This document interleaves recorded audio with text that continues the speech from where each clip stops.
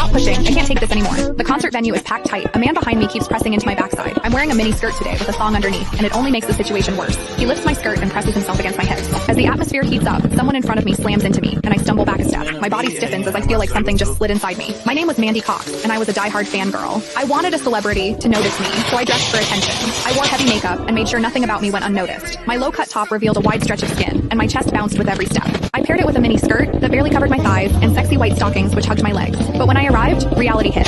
The concert venue was packed so tightly I couldn't move, and the crowd swallowed me whole. The celebrity was never going to notice me. I craned my neck and shouted, "Darling, take me." I never imagined that line would draw the wrong kind of attention. Instead of the celebrity, it caught a filthy creep. After I shouted it, I became aware of a man behind me, repeatedly bumping into me. At first, I brushed it off. In a crowd that dense, accidental contact was easy to explain, but the feeling wouldn't go away. Something hard kept pressing against my butt from behind. I assumed I'd accidentally backed into his hand where it rested behind me, so I turned and offered a polite apology. "Sorry, I didn't mean to bump into you." He paused, then flashed a leering smile and said, "It's okay, I don't mind." When I turned back toward the stage, I felt him press against me again, more deliberate than before. I kept my attention on the celebrity on stage and shut him out. The man became increasingly brazen, pulling up my skirt and pressing close against my backside. I had only a thong on underneath, which left my butt exposed. I felt his touch directly against my skin and assumed it was his finger. Only then did I realize something was wrong. The pressure was warm and solid in a way a finger could never be. My mind lurched as the truth hit me. In the 20 years of my life, this was the first time a man had ever molested me. Fear surged through me, sharp and overwhelming, and my body reacted with an instinct to flee, but there was no way to move. The concert floor was packed wall to wall, leaving me stuck where I stood. I drew myself tight, bracing as if tension alone could keep the fear out.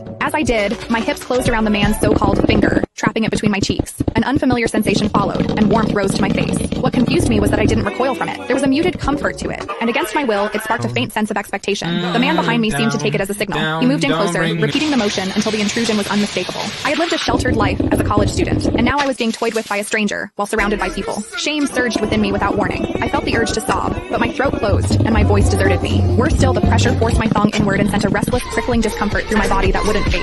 A quiet, involuntary sound escaped me, and the embarrassment followed instantly. I gathered myself and strained to suppress it, holding it down until my throat tightened. The blaring music and the screams around me drowned everything out. With every eye fixed on the stage, no one was aware of what was happening to me. At the same time, the intensity continued to rise, touching something deep inside me. I bit down on my lip as cold sweat traced my spine. My awareness was tipping back and forth between humiliation and a pleasure I couldn't bring myself to name. I knew I couldn't take it anymore if it continued, so I turned sharply to face the man behind me.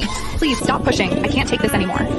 When I finished speaking, the man leaned toward me and whispered in my ear, "Is it exciting, the way I'm pushing against you?" The shame was overwhelming, and I was on the verge of crying. "I'm a virgin. I've never done that kind of thing. Please, let me go." He didn't stop. Instead, his gaze burned deeper as he seized my waist, the pressure growing stronger. "You're really a virgin? Then let me show you what it feels like to be a woman."